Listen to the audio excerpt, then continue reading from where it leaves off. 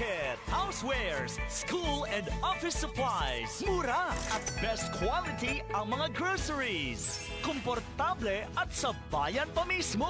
Magic Supermarket. Housewares, school and office supplies sa Victoria Place, Poblacion, Calasiao, Pangasinan. Magic Calasiao Supermarket, Housewares, School and Office Supplies is now open to serve you from 8 a.m. to 8 p.m. daily. Located at Victoria Place, Poblacion, Calasiao, Pangasinan. Si Romeo Castro, nakatira sa Manat, Bimali, Pangasinan. Ang edad ko po, 57, tricycle driver lang ang buhay ko. Noong napacheck up ako kay Dr. Glenn Soriano, nalaman nila na may diabetic ako.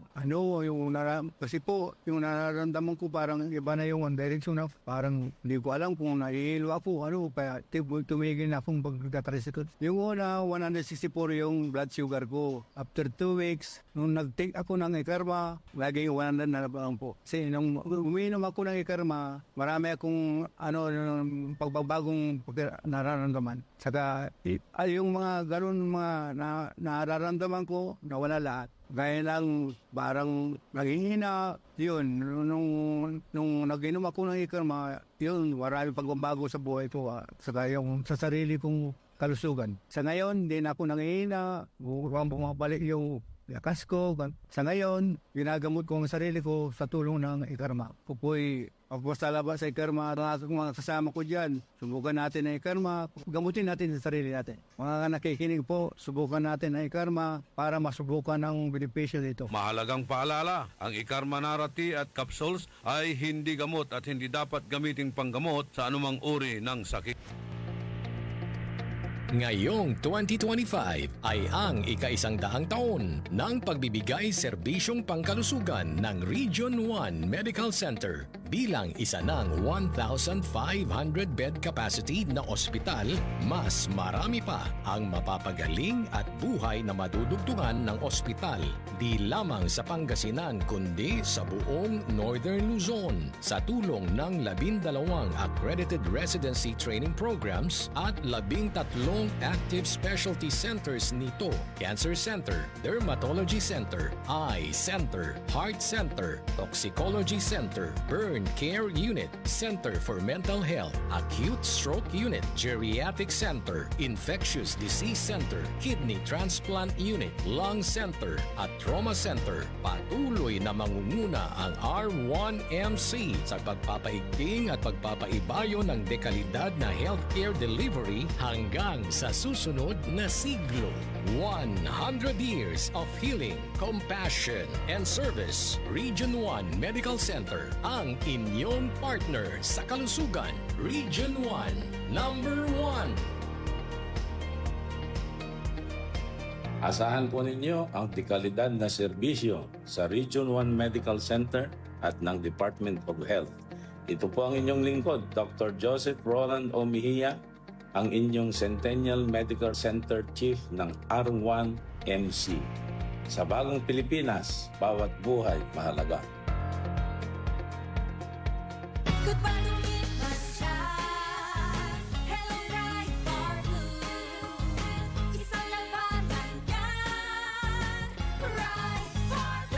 Bar Blue with powerful stain-away enzymes. Malupit magtanggal ng dumit mancha pero di masakit sa kamay. Dumit mancha. Hello Right Bar Blue.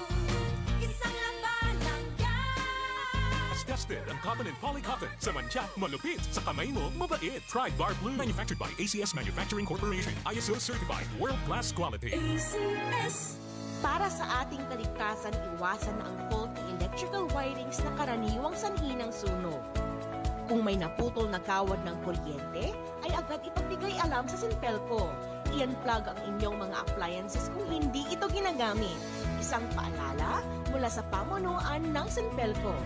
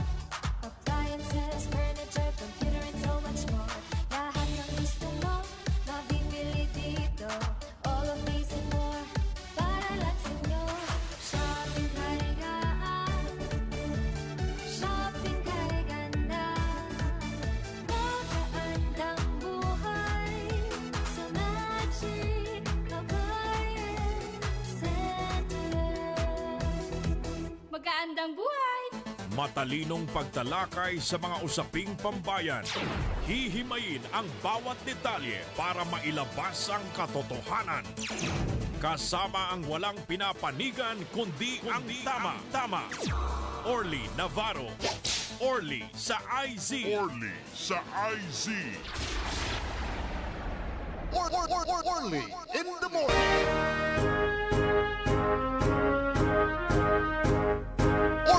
Orly in the morning.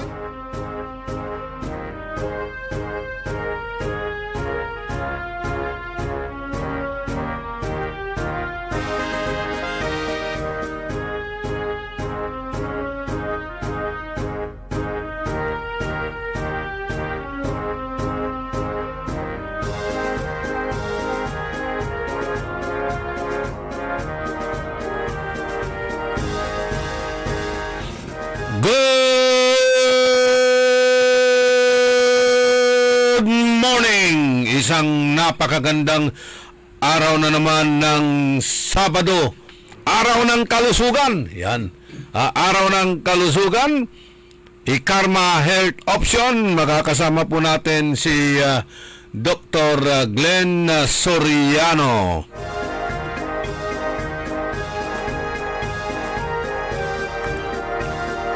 Naimbag gabigat, naimbag nagsapa, kada kayo amin na po. Magandang umaga po sa inyong lahat. Good morning, Doktor. Good morning, Partner Oli, at good morning na naman sa lahat na nang nakikinig dito, DWIC, at mga nanonood sa ating worldwide na live streaming. Kumusta dyan sa mga international na ating mga viewers eh? Sana makapasyal din kayo rito o ako makapasyal din sa inyo. Malapit na. Kailan bang December, January itong pasyal natin sa 1 month siguro salubugin nyo dyan si Dr. Glenn Soriano dahil marami siyang dalang ganito. IKARMA Health Option Herbal Tea Food Supplement. Itong Parocarpus indicus wild. Anong ibig sabihin nito? Yan ang scientific name ng NARA. Parocarpus wild na yan. PT. Kaya nga, yan yung pinaka-scientific name ng NARA worldwide. Kasi yung NARA 3, parang available yan sa mga Southeast Asian countries eh. Okay. Philippines, Malaysia, Indonesia, hanggang India, merong NARA 3. Kaya nga itong mga research natin, yung mga article na nanggagaling sa itong area nito, maraming nagre-research tungkol dito sa NARA 3 na iba-ibang pangalan sa ibang bansa, pero yung scientific name para alam natin na parehas lahat yan, Parocarpus indicus wild ang tawag yan. Wild, hindi wild. Wild ang iba yung wild, W-I-L-D. Ito, W-I-L-L-D, ganon. Ibang spelling eh. Sabi natin wild eh. PT, ang parang abbreviation PT, PTW, ganon eh. Pero nakikita ko sa mga scientific research, PT. Parocarpus. Silent T, Parocarpus indicus wild. Ganon yan. Yan ang scientific name niya. NARA. Kaya yung mga research articles nakikita niyo doon, Parocarpus, gano'n. So, kung dito, interpret natin, yan ang Philippine NARA. Gano'n yun. Yun. Pag nakikita natin, ang NARA ay siyang pinakamatibay na kahoy. Kaya nga, naging natin yan, National Tree. National Tree. Dahil nakikita mo yung tindig niya, sturdy talaga, matibay. Ganon din ang ating katawan kapag umiinom tayo ng IKARMA tea at nagtitik tayo ng IKARMA capsule, magiging matibay din ang ating katawan tulad ng NARA. Yes, yan. Yung NARA tree is, kaya nga ginawang national tree natin kasi it's reflective of yung characteristics ng NARA tree, reflective of the country Philippines, at saka reflective din yung mga ang katawan ng mga Pilipino. Kasi yung una, syempre, majestic ang tindi niya, malaki, magandang tingnan. Ang Pilipinas, gano'n naman din. Okay? So, pati yung kahoy niya, very strong, matibay, at mga very durable na kahoy yan. Yun. Hindi lang sa beauty ng kahoy, siyempre kasi kung ginawa mong mga furniture yan, makikita mo talaga ang grain, napakaganda. So yung beauty na lang sa tree at saka wood. Isa pa, yung ano bang tawag na sa nala, yung tigas ng nala tree. Ganun yan. So, kasing tigas din ng immune system ng Pilipino kasi maraming umiinom. So, yan ang sinasabi natin. Kung iinom kayo ng nala, makukuha mo rin yung characteristics nitong tree nito. Yung beauty, yung tibay, at saka yung health niya. Yun. Kasi ang nala extract, marami rin siyang yung health benefits na nakukuha. Ginagamit natin ng mga dinuno natin ng mga albularyo na kaya nga dumarating sa mga researchers yan kasi amazed sila in all countries na meron yan, amazed sila sa medicinal benefits na nakukuha natin dyan. Yan. Kaya kayong mga kalalakihan, kung gusto nyong maging sintigas ng nara, gumamit kayo ng Ikarma tea o kaya Ikarma capsule. Masusubukan po ninyo yan.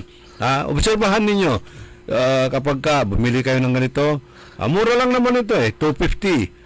Yung capsule is 800 pero 100 na po na kapsula yon. Bali 8 pesos per capsule. So murang-mura. Magkano ba yung alak dyan na 1.5 liter o 1 liter? Mahigit 300 yan. Dito na lang tayo. Lalakas pa tayo na singtigas ng nara. Lalo na yung mga kalalakihan na macho guapito. Yon. Yan. Well, gusto ko sana dahil sa nabanggit niyo yan, yung isang benefit na nakukuha natin sa nara para sa mga kalalakihan. Kasi maraming produkto dyan sa labas na yung siyempre ang kanilang pagtulak, pag-push, pag-advertise ng kanilang produkto, siyempre, pagsasamantalahin niya yung male population, mga lalaki na, bakit ako iinom yan? Anong benepisyo makukuha ko dyan? Di, siyempre, maraming lalaki naghahanap ng mga ganitong supplement para sa kanilang kalalakihan. Ganun yan. Okay, so, kailangan malaman nyo, ang basic na mechanism ng yung erection ng lalaki is a circulatory system. Ganon. Kung hindi maganda yung circulation nyo ng isang lalaki, damay yung pag-erect ng male organ. Kasi magkakaroon siya ng dysfunction. Correct. Yung tawag erectile dysfunction. Okay? So, ang purpose ng mga etong lahat ng herbal preparations, kasama rin ng Ikarma, is to improve the circulation of yung human body. Specifically, the circulation in the male organ. Okay? Kasi yan talaga ang basic ng erection. Yung proper circulation. Kasi dito sa organ ng lalaki, meron tayong tinatawag na muscle sphincter. Ganon. Okay. Yung muscle sphincter, dun sa yung lalaki, para bang automatic yan nagbubukas parang isang dam sa tubig. Pag nalamdaman nila na kailangan ng dugo sa isang lugar, katulad ng male organ, magbubukas yung valvula. Yan parang automatic yan, galing sa utak yan, magbukas. Pag nagbukas yung sphincter na yan, magpa-flood ngayon ng male organ ng dugo. Pumpunuin yan hanggang sa matigas. Kaya siya tatayo. Okay? So, yung explanation ko, yung specific mechanism niyan, is circulation-oriented. Ibig sabihin yan, kung pangit ang circulation, pangit ang performance, pangit ang tayo ng ari ng lalaki. Okay? So, dito, sa topic natin ngayong araw, hypertension, damay dyan ang erectile dysfunction. Mapansin nyo, yung mga lalaking matagal na may problema sa hypertension, magkakaroon ng problema dun sa erectile, yung capability.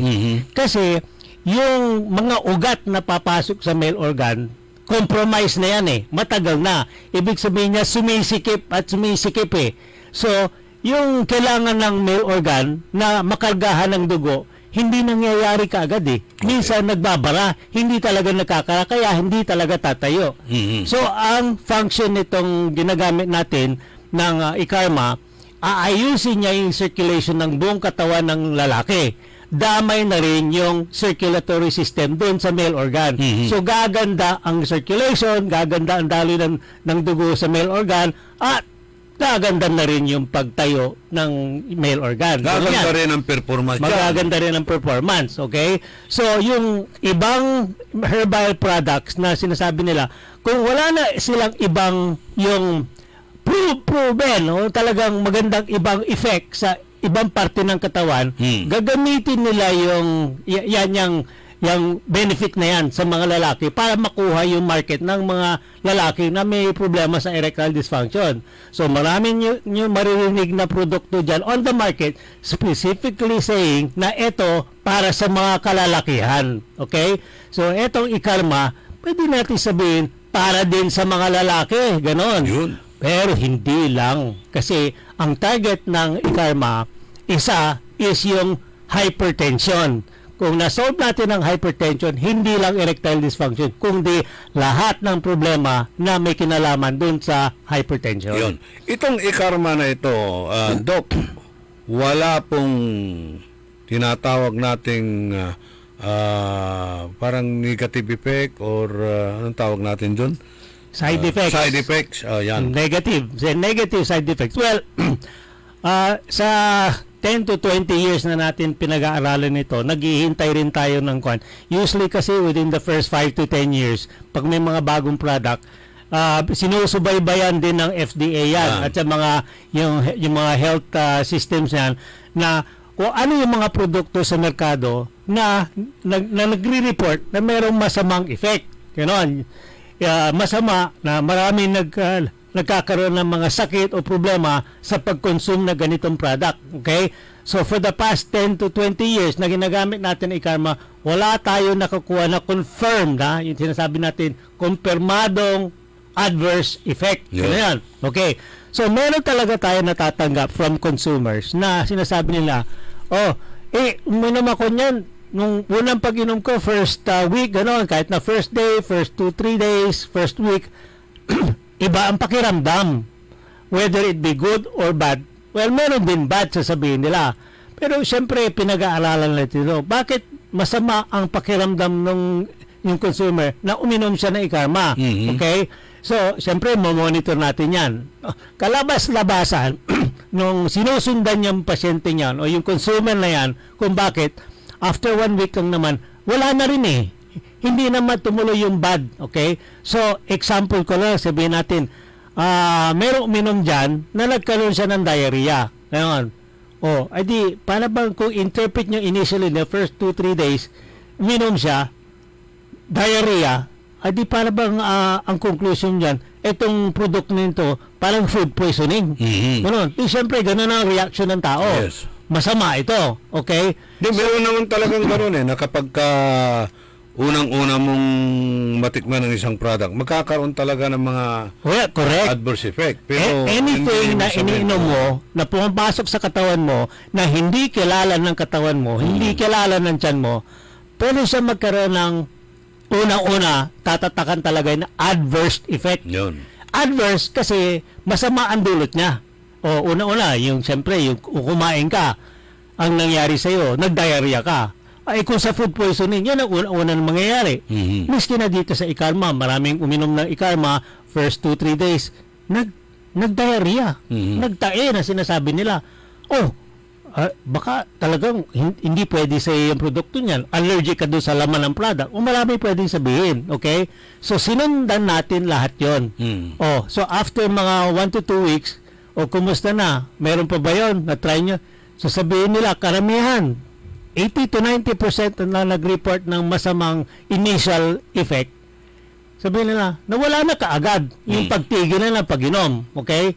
So, request pa rin natin. Sige, subukan nyo nga uli. Pero, in between those times na kumuha siya, tumigil, meron kaming nakuhang feedback report uli na merong improvement merong gumanda. Okay? Kasi bakit? Before na nag-consume siya, ito specific ito. Before siya nag-consume na ikarma, etong taong pala ito, constipated. Ibang hindi nagdudumi for 2 to 3 days. So, sa kabilang dako niyan, nakatulong kasi iyon ang sinasabi ko.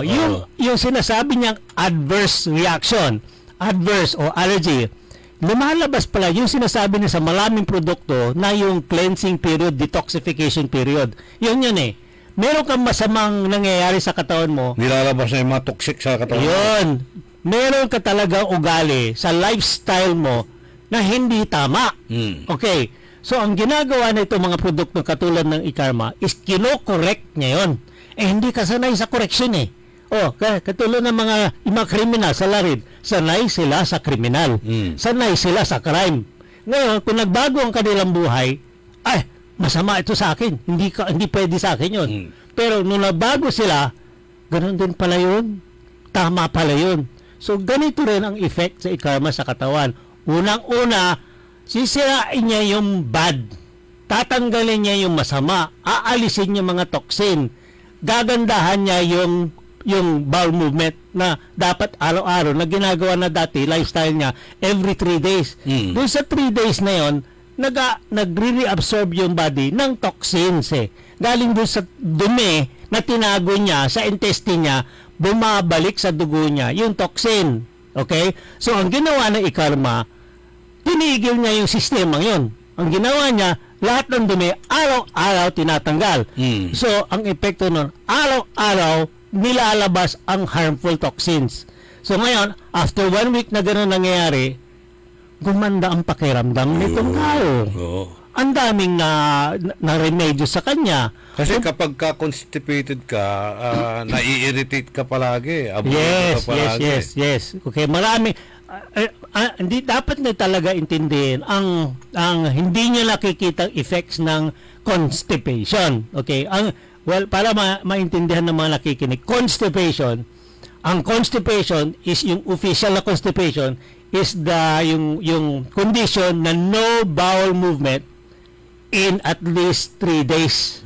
Ganun, 3 araw hindi ka nagbabawas. Syempre ang isip ng isang tao ay nakakatipid yan sa kubeta.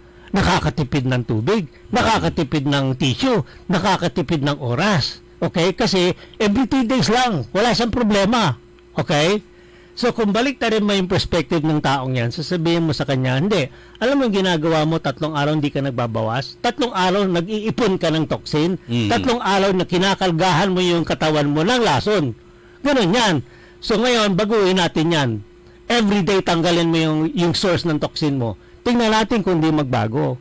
So ngayon, marami na tayong feedback ng mga ganun tao na simpleng uminom ng iKarma at nagkaroon ng regular bowel movement. Drastic ang improvement ng kanilang yung activity, yung energy level, yung kanilang outlook, yung kanilang ugali. Ganun, drastically nag-improve over 2 weeks. So, mula doon, yung sinasabi natin, kung maganda ang outlook mo sa buhay mo, kung magandang takbo ng sistema mo, the rest of yung sakit mo, kung ano man yan, gagaling siya. Sarili siyang hihilom yan. Okay. Nakamonitor sa atin si Dr. Mela de Vera Carreño. Naging interesado na rin siya dito sa iKarma. Sabi niya, maganda ba yan? Bibili nga ako, sabi niya. Kaya, good morning kay Dr. Mela de Vera Carreño. Good morning, Doktora. Salamat sa pakikinig nyo. At doon na tayo nakakakuha ng ating mga confirmation ng yung sinasabi ko.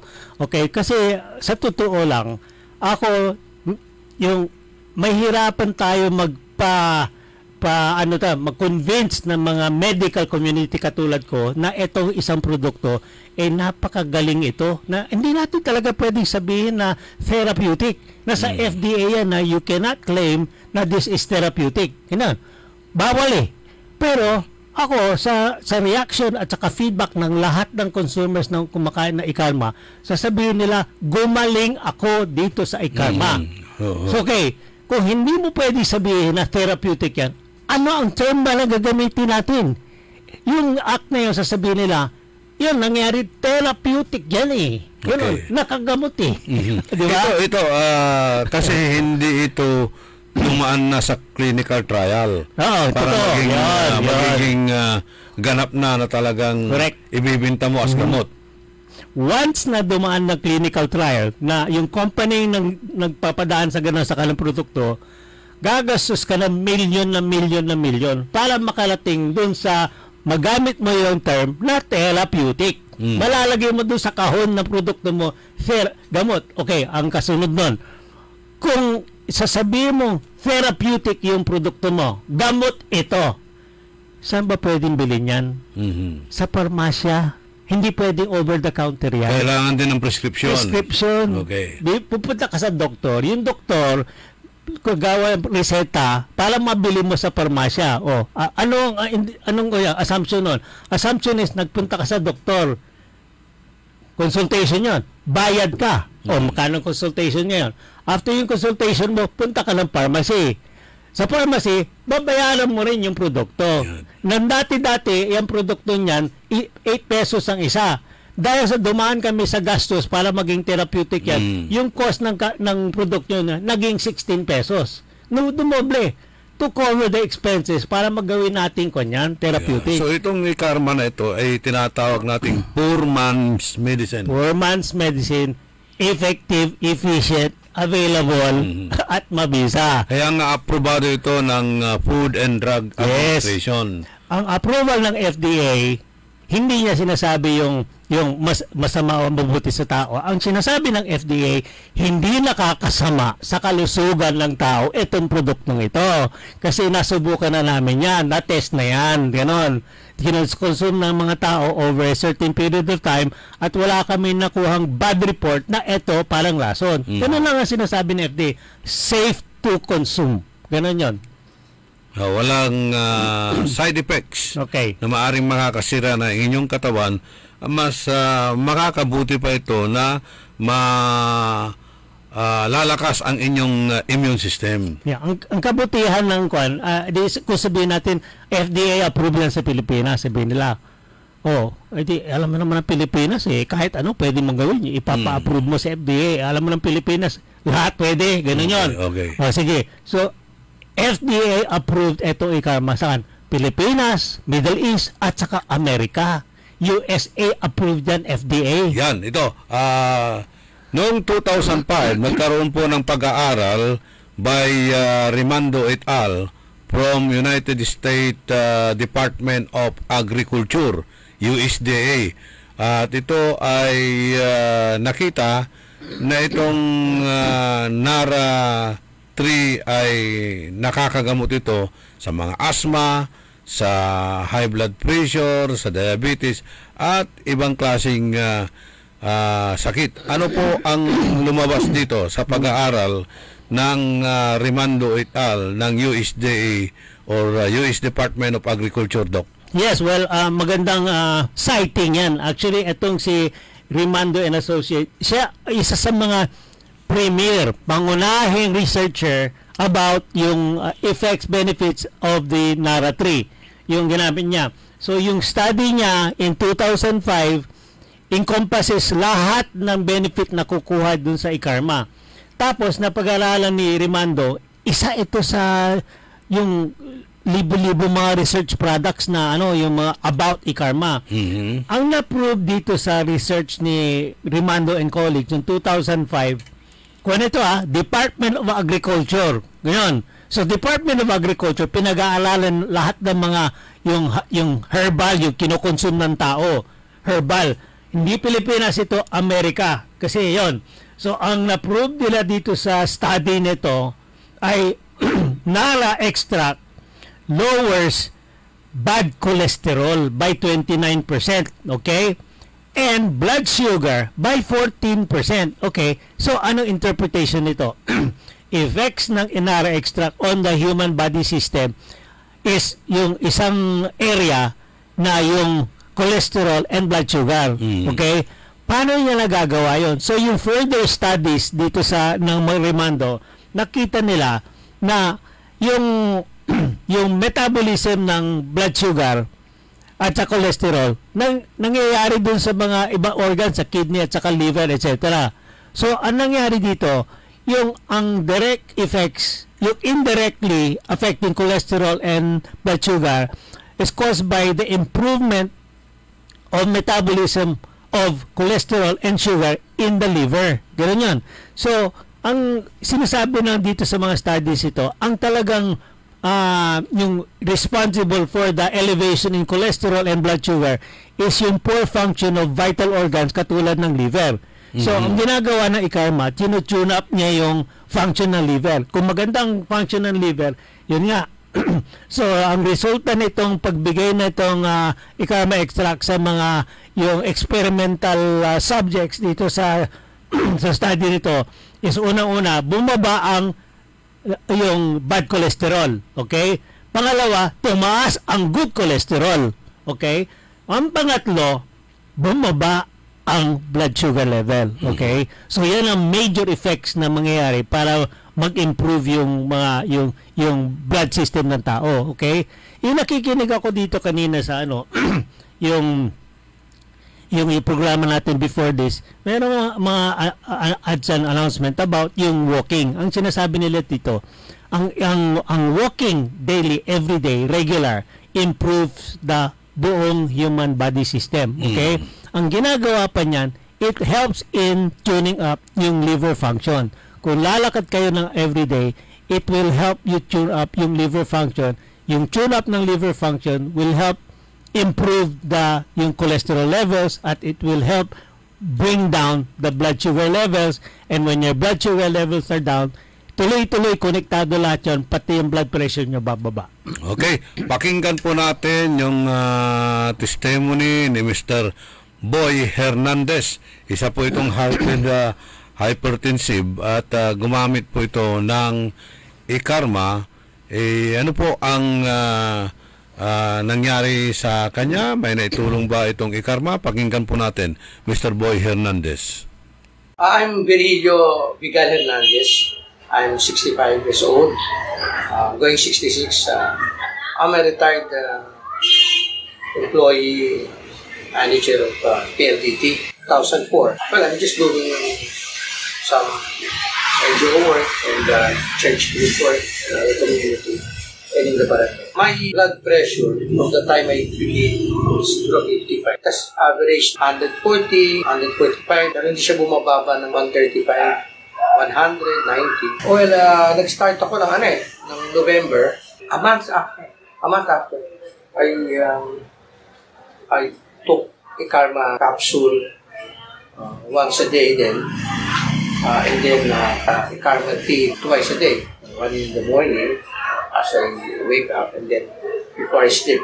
I experienced the difference yung aking nakitang pagbabago after a month. The fact that bumaba yung BP ko, it stabilized at, would you believe, 120/80. I used to have that when I was mid-40s. Pasok ng mid-50s mas na talaga yung blood pressure ko Umabot pa ako ng 155 Ang pinaka-highest ko siguro mga 160. Pero now that it has stabilized to 120, I'm very happy about that. Kasi akin the historic, which is 80, hindi ko pa yung nararanasan when I'm 50 years old. Karma capsule and tea would be a good combination if you can take your immune system. But I would really recommend this. Umabot ng 160 ang kanyang blood pressure. Pero nung gumamit siya ng ikarma, ay naging 120. Paano nangyari yun, Doc? Well, kailangan talaga i-analyze yung testimonial niya. Una-una sinasabi niya yung basic na blood pressure. Importante talaga sa lahat ng nakikinig dito to establish your baseline blood pressure. Ang baseline blood pressure is achieved during yung first thing in the morning. Bagong gising ka pa lang, wala ka pa nagagawa. Ay, hindi ka naglalakad, hindi ka kumakain, Kung maaari lang talaga, i-check yung blood pressure. Kung meron kayo sariling gadget na para mag-check yun ang baseline Kasi after 1 to 2 hours sa umaga, kung marami ka na nagagawa, pwedeng tumaas yan bigla So si Mr. Hernandez, sinasabi niya, yung blood pressure niya 120/80, yan yung sinasabi naranasan niya yung 40 years of age siya. Before and up to yung 40 years of age, lagi niya na alam niya ang basic niya 120/80. Tapos after pagdating niya ng mga 50, napapansin niya, however na napapansin niya, siguro nagbabago yung kanyang yung energy level, yung kanyang pakiramdam nag-iba. So, chinek yung blood pressure. So, umabot daw nga siya ng 160/90 kung ano mang blood pressure niya. So, yan, significantly elevated. So, ngayon, ang vicious cycle ang tawag natin ito. Kung ikaw, alam mo, ang pinaka-extreme niyan, kung alam mo meron kang sakit, halimbawa yung cancer o high blood pressure, pag nalaman mo through whatever channel na ikaw ay may sakit, meron ka ng high blood, meron ka ng cancer, hindi lang physiologic yan eh. It's psychologic din. Yung blood pressure mo talagang tataas daily kasi kakaisip mo na mamamatay ka na sa next day or next month. Hindi mo talaga maiwasan yun kasi yun ang malaking stress konektado lahat yun eh. Yung stress factor na alam mo may sakit ka. Yung stress factor na gano'n, tataas ang blood pressure mo. So yung blood pressure mo every day is on a higher level. Hindi na yung baseline eh. Kasi pagising mo na umaga, naisip mo na yan eh. Gano'n. So, ang mangyayari nito is pag uminom ka nitong ikarma, starting, okay? So, papasok sa isip mo ngayon, ito yung psychosomatic effect. Pag alam mo na meron ka ng gamot, kung alam mo na meron nagmamahal sa'yo, natutulungan ka, pati mga doktor, medyo umaayos na eh. Nagkakaroon ka ng konting peace of mind. Pag nagkaroon ka ng peace of mind, papunta ka na dun sa pabalik sa normal. Ngayon, kung nag-check ka na, after 1 to 2 weeks, na binaba yung blood pressure mo na ikarma, ayun, tuloy-tuloy na yon. Okay? So, after that, na 1 week na consumption niya, bumalik din lahat eh. Bumalik ang energy level niya, bumalik ito, at saka, yung tuloy-tuloy ang function ng itong ikarma, yung sinasabi natin, bababa ang cholesterol, bababa ang blood sugar, bababa lahat. So, pag bumaba na, bumabalik sa normal, ang pakiramdam ng tao, yan, tuloy-tuloy na yan ang pagaling. Yun ang nangyayari. So, paano po natin i-monitor ang ating blood pressure na para makita natin na nasa normal tayo? Well, yan, katulad na sinabi ko kanina umaga, how can you monitor your blood pressure kung hindi mo alam kung ano yung baseline mo? So, first step, achieve, malaman mo kung anong baseline mo. Ang baseline mo can be attained when you take your blood pressure first thing in the morning on several occasions. Pagkagising mo? Pagkagising mo, hindi lang pwedeng isang beses mo lang gagawin. Kailangan, kung sa loob ng isang linggo o isang buwan, paggising mo ng umaga, kung ano yung pirming lumalabas. So, isulat mo yan? Isulat mo yun. Okay. O sige, kung na-establish mo, 3 beses ko kinuha ang blood pressure every morning ng ganitong linggo. Ang nakuha ko, 120/80 each time. Ganon. Kasi kung meron ka nakuha 120/80, mamaya nakuha ko 140/90. Magkaibang dalawa yun. Yung pangatlo, nakuha mo 120/80. Ayun, kaparehas na nung una. So, ang baseline blood pressure mo is 2 of the 3. Dalawa yan. Pwede mo na sabihin yan. Kung diskumpiyado ka pa, sige, kumuha ka pa ng isa pa, 4. Kung alin yung mas maraming ng blood pressure, yun ang baseline mo. Ganon. So, kung alam mo ng baseline mo, i-monitor mo yon. Huwag mo naman i-monitor everyday kasi everyday, every morning, nag-change ang blood pressure mo. Kapag everyday mo mino-monitor yan, mai-stress ka tuloy. Correct. Katulad ng mino-monitor ko ng blood sugar mo every morning. Sabi ko, you're creating your own demise, your own stress.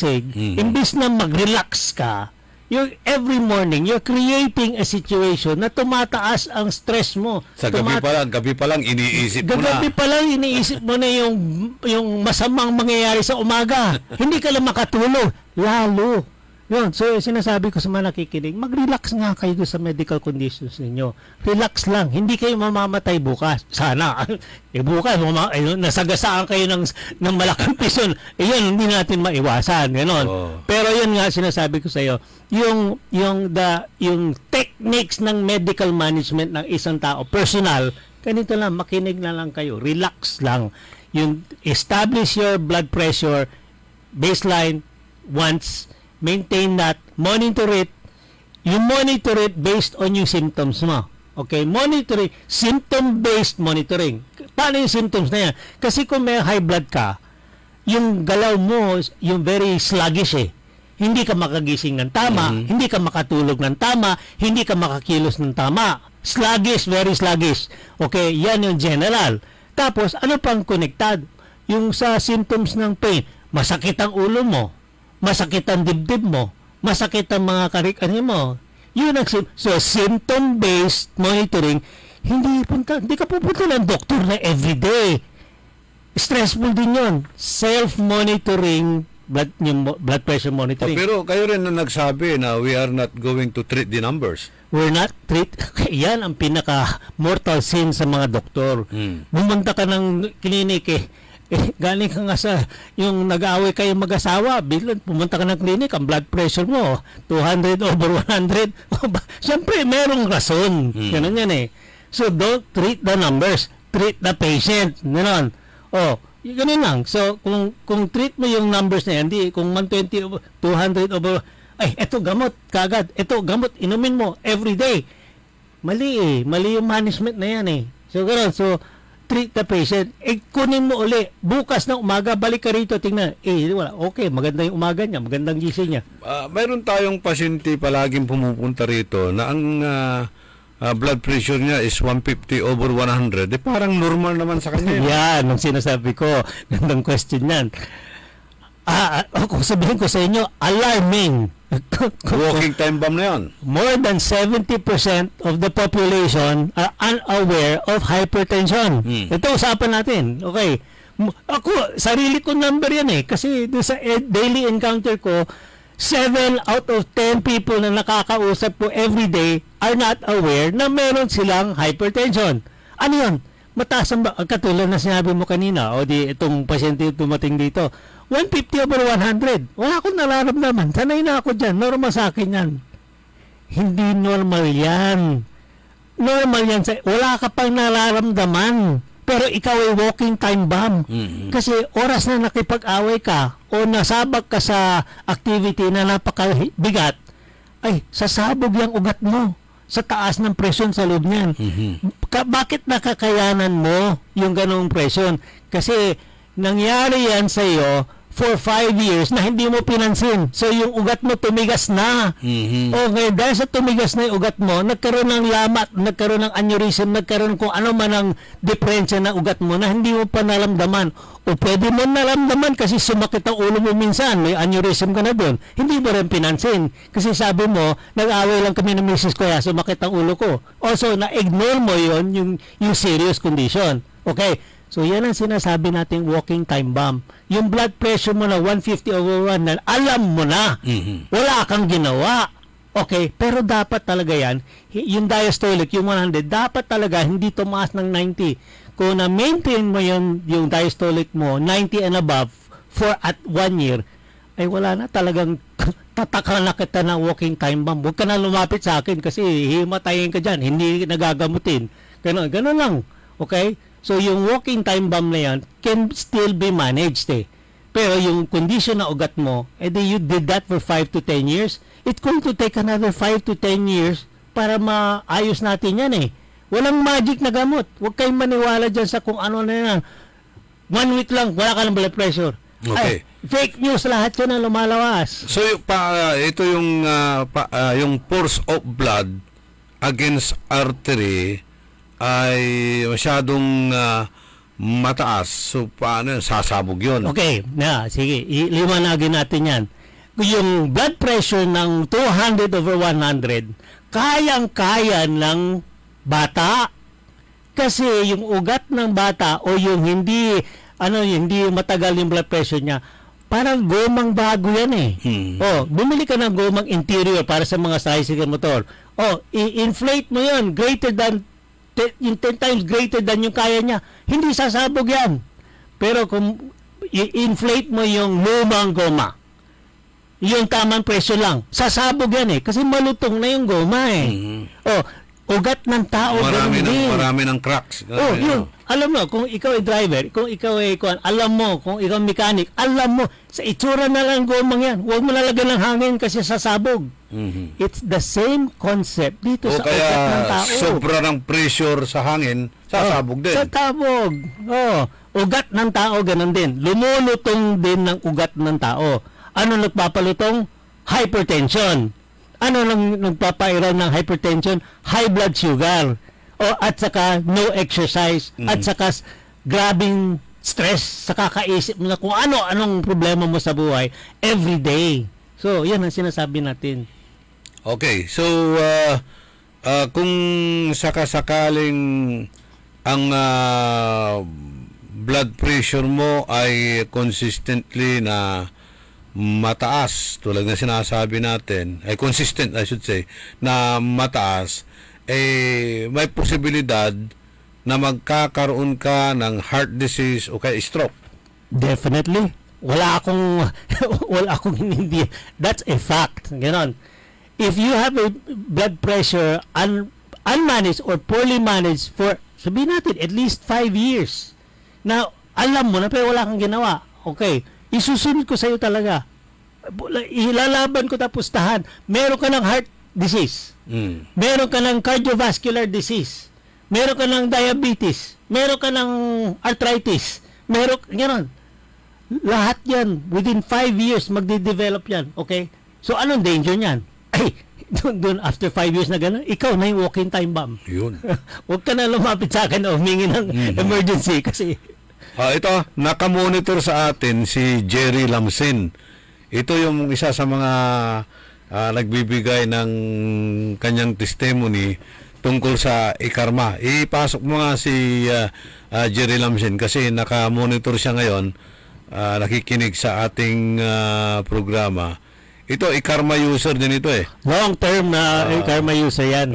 Palagi rin ito nag-exercise. Kung hindi siya nagbabike, naglalakad o tumatakbo. Ang good news na kay Jerry Lamsin, ito pakinggan natin mamaya, pero ang good news, after so many years, nag-start siya nga ng kwan, meron akong baseline initial, meron akong follow-up yung mga laboratory niya. Actually, amazed ako. Kasi yung beginning niya ng blood test, ito mga blood sugar yan, mga hemoglobin A1C, mga na cholesterol, okay, na-maintain niya itong yung daily na consumption na ikarma. Ito, babantayan ako to. Sabi ko, hindi mo magagawa ito nang hindi mo ginagawa yung ginagawa ni Jerry. Hindi ko rin sasabihin na sa inyo na ikarma lang. Sasabihin ko, ang laki ng tulong na ikarma dito sa kanyang kondisyon. Kasi siya exercise, faithful yan, nagbabike yan everyday since tumigil siya dahil sa kondisyon niya, bumalik siya kasi ikarma. Yung nakatulong sa kanya, ngayon, after sabihin na 5 years ng consumption na ikarma, nag-laboratory, nag-check up siya uli. Amazing ang kanyang laboratory. Okay. All cholesterol niya, sabihin natin elevated, pero okay lang eh. Blood sugar niya, okay lang. Lahat, liver, kidney function, ang ganda. Sa edad mo, mula 5 years from now, na-maintain mo ang health status mo. Mga ilang taon na kaya si Jerry ngayon? Ano ba siya? 40 ganun. Hindi ko na-review ito, pero ganun nga siya. So, siguro may 50 years na siya ngayon. 57 years old na si Jerry, di ba? 57, ayun, na-report sa akin. Kung 5 years na, 62, 60 plus na siya. Sorry, i-compare mo yung lab results niya, 57 years, with a 40-year-old. Parehas lang. Parehas lang. Ganon. Pakinggan natin si Jerry Lamsin. Ako po si Gerardo Lamsin. They call me Jerry. 57 years old. And then I'm using ikarma almost 1 year na. Nung na-diagnose din ako ng high blood. So kung minsan, para akong hininga, nahihilo kung kan. Saka yung paglakad mo lang ng o pagtakbo, medyo pa na ako. Parang hinihingal. Na-discover ko yung ikarma sa pakikinig ko sa radyo sa umaga kila Dr. Glenn. Siyang kasama yung sa announcer dito sa DWIC yata yun. Si Orly. Doon ko narinig. Tinry ko yung ikarma. Tinry ko yung capsule muna na ikarma. Bumili ako ng isang isang banig sa St. Joseph. Yung napansin ko parang naging yung paghingal na wala. Mayroon akong nagja-jogging ako twice a week. So ngayon, nabalik ko na yon. Kasi pag nagja-jogging ako noon, parang kung hindi ko na yung 5K na, kasi 5K hanggang dito doon sa amin, no? So, kung minsan, hindi ko na matatapos. So, ngayon, okay na ako. Hindi ko na iniinda yung hingal. So, yun ang tiwala ko dun sa e-karma na tinitik ko na nakatulong sa akin, sa health ko. Si Jerry nung na-interview. Ngayon, sabi niya, 60 years old na ako. So, 3 years na. 3 years na. Oh, ang lakas-lakas pa rin niya. Oo. Nakamonitor pa rin sa atin. Well, ang significant dyan, sa testimony ni Jerry, ongoing pa rin yan. Ang significant dyan is yung before and after eh. Kasi, mabanggit nyo, yung starting condition niya, siya runner, jogger, whatever, 5K. Yung 5 kilometers niyan, yan ang baseline niya eh. Sabi niya, kayang-kaya ng 5K noon. Pero madali na siya mapagod. Nung nag-develop yung condition na hindi niya alam, yan pala hypertension, etc. Kung ano man ka nag-deteriorate ang kanyang stamina, yung kanyang condition. Napapagod na eh. Hindi pa natatapos yung 5K. Wala, sumusuko na. So, something was wrong. So, yan. So, naghanap siya ng way na paano bumalik yung dati na gusto niya. Yun, dito niya na-discover. Naniwala lang siya sa atin. Sabi ko, huwag kang maniwala. Gawin mo muna. Tingnan mo. So, yan, a span of yung 3 to 5 years na iniinom niyan. Ngayon, ang condition niya ngayon, ako hindi ko talaga sasabihin sa inyo na e-karma lang yan.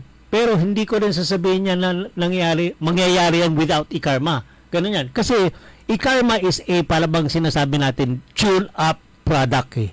Gagawin niya, aayusin lahat ng kakadepresya sa katawan, sa sistema. Gagawin lang gawin niya with the help of his sarili niyang lifestyle. Ganun yan. Na bumalik. Ngayon, sinasabi niya, confirm, na ako isang confirmation talaga. Sinabi ko sa kanya yan, ito, i-save natin itong baseline na laboratory. Tapos ulitin mo yan next year. O ulitin mo somewhere. Ginawa na niya nga, sinave niya. Tapos inulit niya. Grabe talaga, amazing eh. Okay. Doon mo makikita ang benefit nitong e-karma. Yun. So, ayan si mismong Mang Jerry ang talaga nagpapatunay na malakas itong e-karma na nakakatulong sa ng kanyang isasingit ko na naman yan. Isasingit ko na naman. Jerry is para one of the later na aking mga testimonial na kung alam ba, i-challenge ako ng medical community na sabihin mo sa akin na yung sinasabi mo, totoo yan. Ako, hindi lang siya. My father is 98 years old. Father ko, buhay pa yan. Okay? So, meron siyang ng time na inom din ng inom. May inom din yan every day. Kasi natatakot din ako. So, binabantayan ko rin ang labs ng father ko. He's been on e-karma for almost 10 years na. Okay? So, from 10 years ago, 88 to 98. 10 years na yan Okay, kung uminom ka ng 1 whole year ng Fundador every day, okay? Anong mangyayari sa utay ninyo? Susunugin mo talaga yan. Makikita mo tataas ang blood sugar mo, tataas ang blood pressure mo, masisira ang liver mo. Ang tatay ko na 1 year na umiinom ng Fundador every day, pina-check ko yung laboratory. Ang laboratory niya, parehas sila ni Jerry Lamsen. Yun. Okay. Kasi nag-i-karma. Okay. Happy birthday rin kay Mother Librada Villamil. 93 years old na rin niya. Gumagamit din niya ng karma. Kaya sina John Dexter Kalimlim, si Napoleon ko, karma user din yan. Ito, nagtatanong si Agustin Perez. Sabi niya, Dr. Glenn, may mabibili ba tayong e-karma dito sa California? Sabi niya.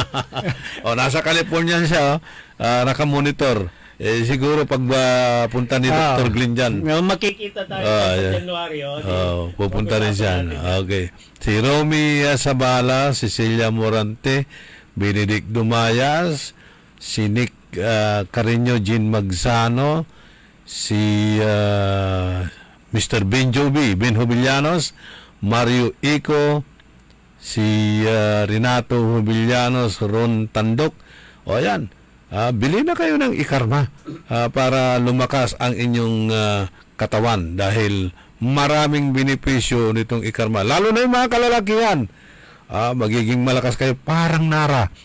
Sigurado ko si Mrs. nyo bibili yan para sa inyo. Iririgalo niya sa inyo yung ikarma na yan. Si Melogen Bronyoda, okay, humabol din para sa greetings.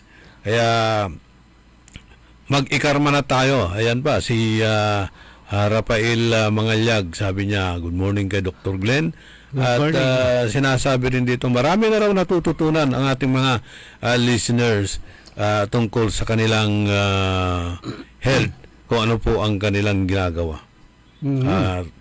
Maaring sa mga advice ni Dr. Glenn Soriano, pakinggan ninyo yan. Yung mga advice ni Dr. Glenn Soriano. Meron tayong bisita, sana kinuha mo yung pangalan ni Sir para alam natin kung taga saan at ano ang kanyang karamdaman. Mamaya ay i-check ito ni situation kasi dito sa opisina natin iba-ibang doktor rin alam. Minsan Dr. Orly, minsan Dr. Soriano. Hindi natin alam kung anong klaseng doktor ang kailangan nito. Ayun. Doktor by prescription. Maaaring ayun, bibigay na niya yung ID niya. Yung ating avid listener, si Ferdinand Silvestre Perez, taga Minion West, Santa Barbara, Pangasinan. Happy fiesta sa Santa Barbara. Ay, fiesta. December 4 ata ang fiesta nila. Pupunta tayo sa kanila. Magkikipista tayo. Okay. So, yung mga ibang nakikinig dyan, kung meron kayong karamdaman, asthma, diabetes, hypertension, pwede kayong pumunta rito, magpakonsulta kay Dr. Glenn Soriano. O kaya doon mismo sa office niya, sa taas ng Minesis Building, taas ng PS Bank. Makikita nyo doon sa harap ng simbahan. Text muna kayo by appointment kasi marami tayong lakad sa mga iba-ibang pasyente sa labas. Yung mga nanonood, makikita ninyo sa screen yung number ni Dr. Glenn Soriano, 0916-672-6056 at 0919-991-7986. Okay? So, subukan ninyo. Walang mawawala sa inyo. Maraming madaragdag na benepisyo sa inyo kapag kayo ay nag-i-karma. I-karmatize nyo na yan. Okay. Kasama natin sa technical side, si Ka Edwin Inong. Itilak mila lang ula sa balagmin na pisasalamat at balang sinansakay sa amigo your one and only in the morning. Thank you kay Dr. Glenn Soriano. Ako ay naglilingkod ng tama, nagbabalita ng tama at nag-i-karma.